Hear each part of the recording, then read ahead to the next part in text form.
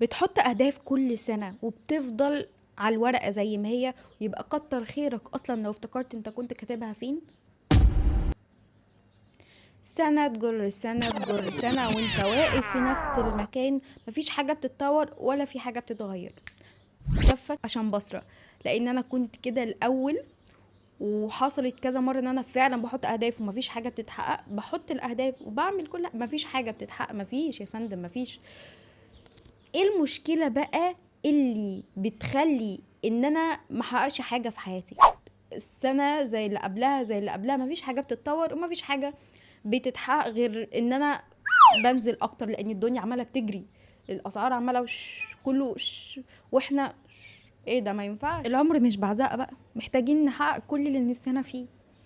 انا متحمسة جدا للفيديو ده، متحمسة له قوي، علشان كلنا بإذن الله نبقى داخلين السنة الجديدة بقوة وباور وحيوية، والشغل بقى على الأهداف وعايزين نهايتها تبقى أفراح كده وحاجات جميلة بغض النظر عن أي ظروف في الدنيا. اسعى يا عبد وأنا معك. ربنا ما طلبش منك غير بس ان انت تعمل اللي عليك. هو ده اللي هنتكلم فيه في الفيديو بالتفصيل النهارده. فمشروبك اللزوز وتعالى، علشان ان شاء الله مش هتطلع من الفيديو ده غير وانت عارف فين المشكله ومعاك حلها، وحاطط اهداف سنه 2025 وباذن الله محققها. ليتس جو.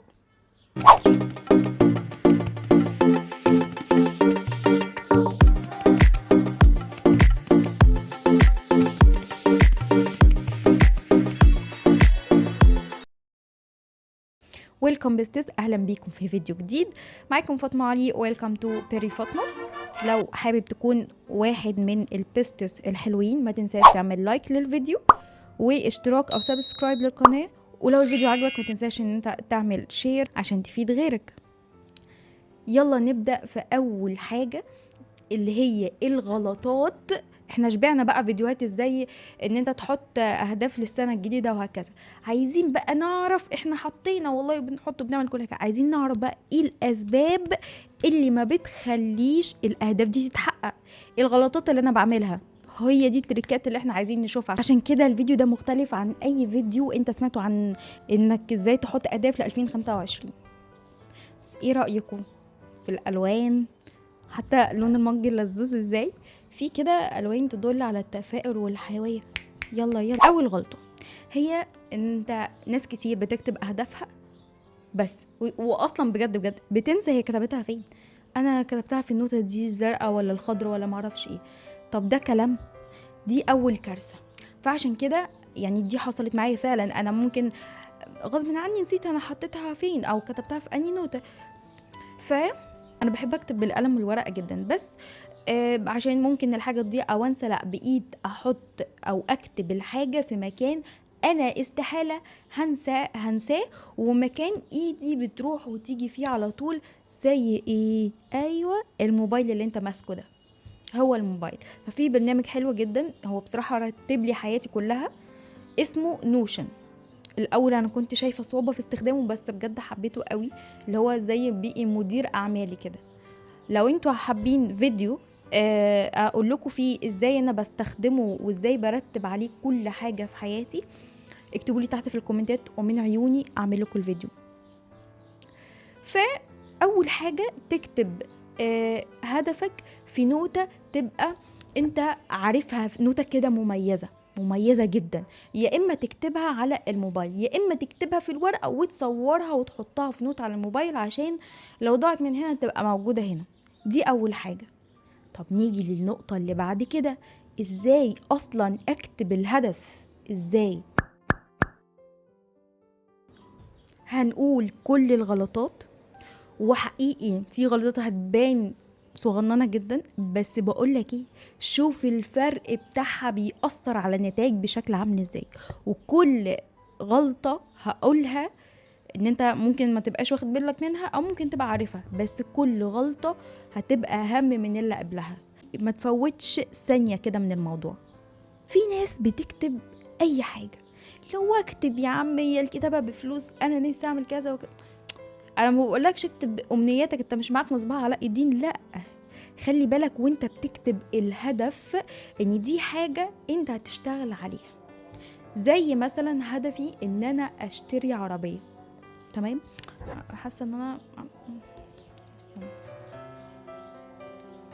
قالك الهدف لازم يبقى سمارت، ذكي، وكل حرف في كلمة سمارت ده بيعبر عن حاجة. انا هقولها لكم كده، ان الهدف الحاجة اللي انت هتكتبها، الهدف اللي انت هتكتبه لازم يبقى مدقدق، دق تدقدق فيه ادق تفاصيل.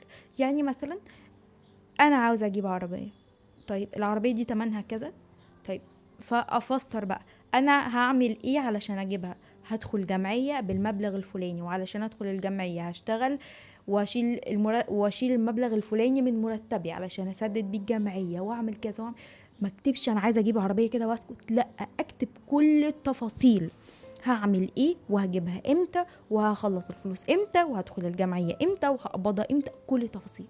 مثال تاني، انا عايز اقوي نفسي في الانجليش دي، ما اكتبش انا عايز اقوي نفسي في الانجليش واسكت. فين التفاصيل؟ دقدق للموضوع، عايزه ادق التفاصيل. هكتب انا عاوزه اقوي نفسي في الانجليش، فاذا في خلال 3 شهور دول مثلا لازم ابقى محدده وقت للهدف. في خلال ال3 شهور دول هعمل كل يوم كذا، وهتابع القنوات الفلانيه، او مثلا هنزل اخد الكورس الفلاني، وفلوس الكورس هجيبها من المرتب مثلا، او هاخدها من بابا، اي حاجه، بس المهم تبقى كاتب الهدف بأدق تفاصيله، هتعمل ايه وامتى وازاي وفين، تفاصيل. طيب كتبت التفاصيل وكتبت الأهداف، حلو. الغلطة التالتة الفولو. انت كتبت الحاجة كده سايبها مع نفسها. بعد ما كتبت التفاصيل تابع كل يوم. يعني ما اكتبش انا اهداف سنة 2025 واجي ابص عليها وانا داخلة على 2026، يا سلام.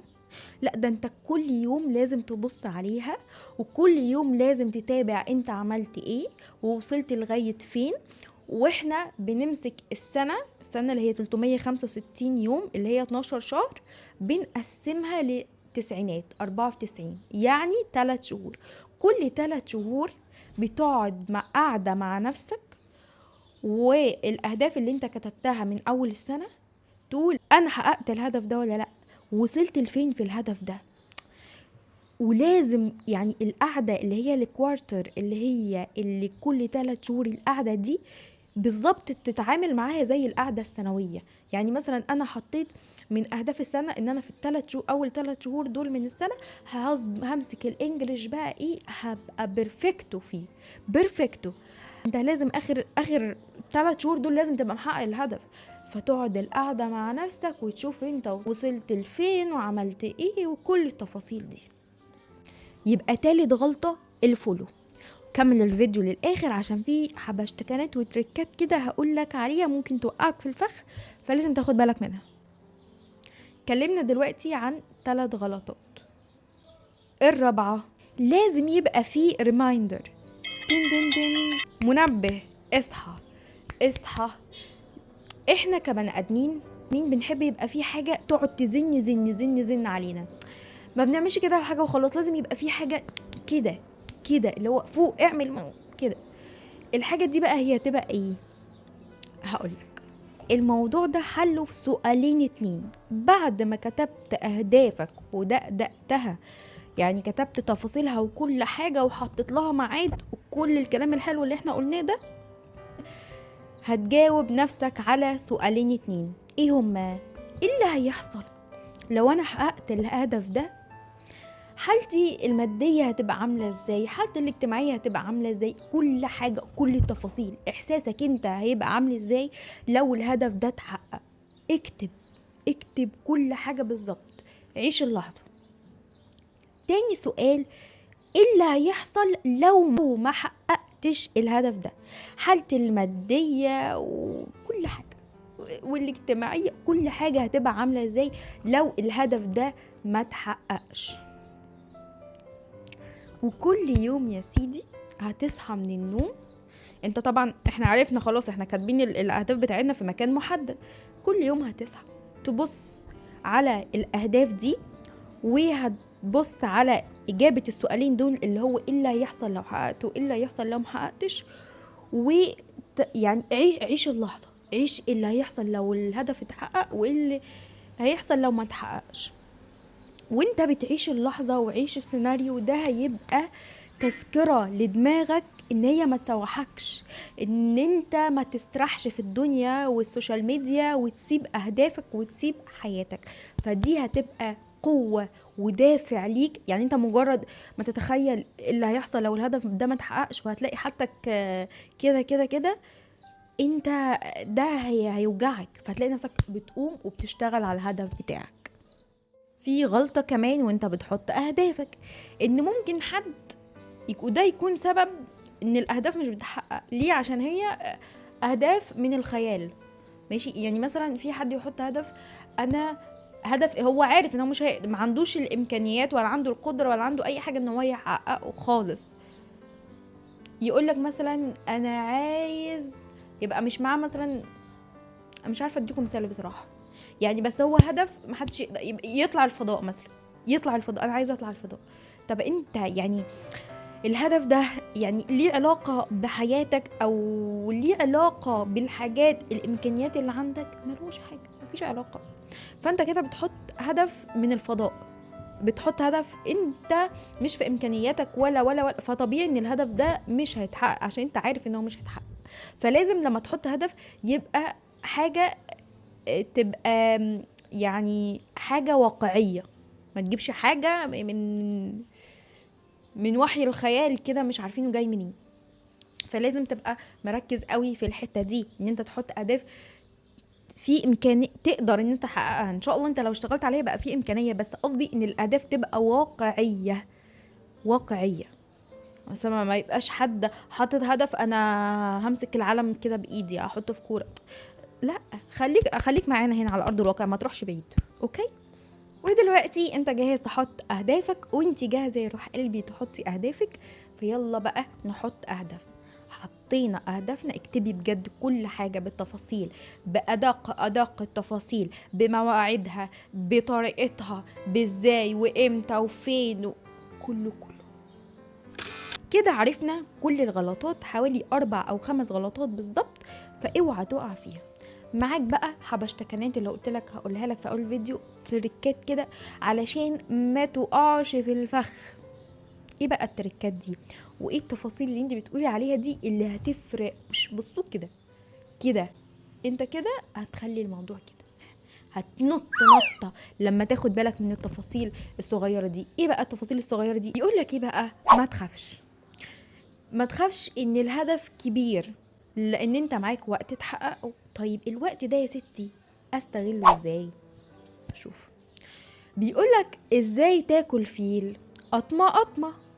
فكل يوم الفيل ده، يعني احنا هنشبه الفيل ده بالهدف، هنعتبره الهدف، والقطمة اللي هي الحاجات الصغيرة اللي انا بعملها علشان اوصل للهدف ده. كل يوم تحدد ان انت هتاكل قطمة من الفيل ده اللي هو الهدف اللي انت حاطه. يعني مثلا موضوع الانجليش ده مثلا، ان انا عايزة اطور الانجليش، فكل يوم اعمل تو دو ليست قبل ما انام واحط فيها ان انا هقعد ساعة على الانجليش، هقعد ساعتين. انا عايزة اخد الدرع من اليوتيوب فلازم استمر على الفيديوهات، فحدد انا في اليوم الفلاني هصور فيديو، في اليوم ده هيبقى مونتاج، في اليوم ده يبقى سكريبت. يبقى انا كده كده عمالة كل يوم اكل قطمة من الفيل الكبير اللي انا عايزة اوصل له، باكل منه قطمة لغاية ما اخلصه واحققه كده بكل فخر وانجاز. تمام؟ فانت قبل ما تنام، وانتي حبيبه قلبي قبل ما ننام نعمل ايه؟ بنعمل تو دو ليست، وفي برنامج هحط لكم صورته، ده بيساعدني جدا جدا جدا وبحبه قوي لانه بعمل فيه تو دو ليست بتاعتي كل يوم. تمام؟ لو انا عايزه اعمل ريمايندر او حاجه يفكرني مثلا ان الساعه كذا المفروض اعمل كذا، موجود فيه. ولما باجي مثلا اخلص التاسك ادوس ان هو صح، بيعمل كده صوت حلو كده بيفرحني قوي ان انا كده، يعني ان انا خلصت او ان انا انجزت حاجه. وبيجي بيجيب لك تشارت كده، بيبقى يعني محدد لك اليوم ده او الاسبوع ده انت انجزت كده، الانجاز بتاعك كان هنا، اليوم ده لا، اليوم ده لا. فجميل جدا بجد، بيبقى معرفك الدنيا كده وانت انجزت ايه وحققت ايه والكلام ده كله. والتودو ليست بتاعتك شغاله حلو ولا انت بتحطها وما بتعملش حاجه. فلذوذ جدا وشاطر قوي بصراحه البرنامج ده. موضوع التودو ليست بقى ده، احنا يا اما عندنا جامعه يا اما عندنا مدرسه يا اما كبرنا واحنا في الشغل دلوقتي. فالحاجات دي اساسيه انت مجبر ان انت تعملها. هل بتطورك وبتخليك وقول الله وحد جامد جدا ومحقق اهدافه؟ لا لا، هي الحاجات دي اساسيه، لازم يعني اساس انت بتتبني عليه، بس مش هيطورك، مش هي دي الحاجه اللي هتميزك. لان في ملايين الناس بتروح شغل وملايين الناس بتروح جامعات وملايين الناس في مدارس، فانت ايه المميز فيك؟ المميز فيك ان انت تطور نفسك. فانا لما بخلص شغل وباجي ببقى عايز امسك الموبايل لغايه ما انام. فلا لا، انت لو عملت كده هتبقى انسان عادي جدا، مش هتوصل لاي حاجه. الدنيا عماله تطلع وانت قاعد محلك سر، فهتلاقي نفسك الدنيا بتدوس عليك، الدنيا بتفرمك لو انت كده. امال ايه؟ انا اما باجي بالشغل بقول انا يومي لسه هيبدا، انا يومي كده لسه ما بدأش، اليوم ما خلصش، لا اليوم خلص، لا اليوم ما خلصش، لا اليوم لسه هيبدأ. اللي هو الحاجات بقى اللي انا بطور بيها نفسي، بميز بيها نفسي، هاخد كورس معرفش ايه، هصور فيديو، همنتج، هكتب سكريبت. هي دي الحاجات الاضافيه، هي دي اللي بتطورك، هي الحاجات دي اللي بتميزك، هي الحاجات دي اللي بتطلعك فوق، مش الحاجات العاديه. الجمله دي اللي هي بتاعت انا لسه يومي هيبدا، لما بقولها لدماغي بجد دماغي بيتسيستم اللي هو لا احنا مفيش نوم، احنا مروحين لسه هنعمل تاسكات.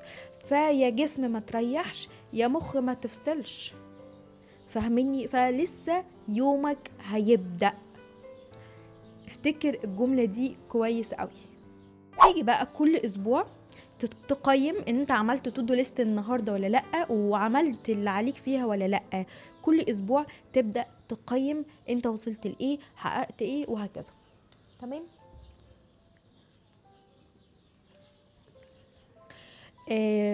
يبقى ده من يعني بصوا يا جماعة، اكتر حاجة بتفرق هي الفولو باستمرار، تتابع باستمرار، تقيم باستمرار. ما اوعى يوم يعدي من غير ما تبقى عامله تو دو ليست، اوعى يوم يعدي من غير ما تبقى محقق فيه حاجة مفيدة.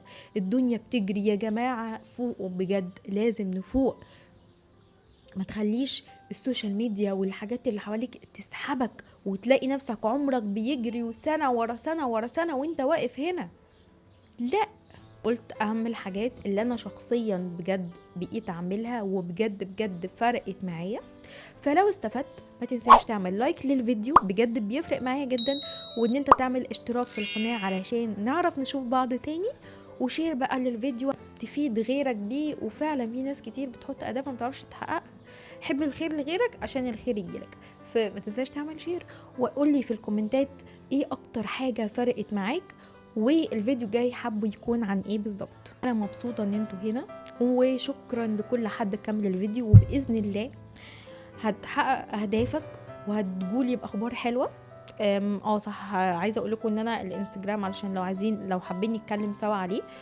ده الانستجرام، وهسيب لكم اللينك بتاعه تحت في الديسكريبشن، والفيسبوك والتيك توك وكل حاجه، عشان نبقى مع بعض everywhere، نعمل بقى اسك ونعمل حاجات ونرد على بعض ونتواصل مع بعض بشكل حلو جدا، لان احنا بستات حبايب قلبي كده. ومن هنا للفيديو الجاي اسيبكم في امان الله. بس حاجه مهمه، انا هلخص لكم الفيديو قبل ما اقفل. احنا اتكلمنا عن الغلطات اللي ما بتخليش تحقق اهدافك. واول حاجه ان انت بتحط هدفك في مكان وتنسى حطيته فين، فلازم نحط في مكان محدد، وقلنا زي نوشن. حلو جدا. تاني حاجة الهدف بتاعك يبقى سمارت، يبقى ذكي، تحط أهداف واقعية، تدق التفاصيل، دق تقول أدق التفاصيل للهدف اللي انت هتحطه امتى وفين وازاي وكل حاجة، الوقت وميعاد وهتعمل ايه بالظبط وامتى. تالت حاجة ان انت لازم تفولو، تتابع كل 3 شهور، تبقى حاطط هدف او هدفين وتشوف انت حققت ايه. ولازم ما ينفع، لازم تقعد 4 قعدات مع نفسك، مش قعدة واحدة، مش من سنة لسنة، لا 4 قعدات كل كوارتر، كل 3 شهور هتقعد مع نفسك، ولازم تبقى محقق حاجة.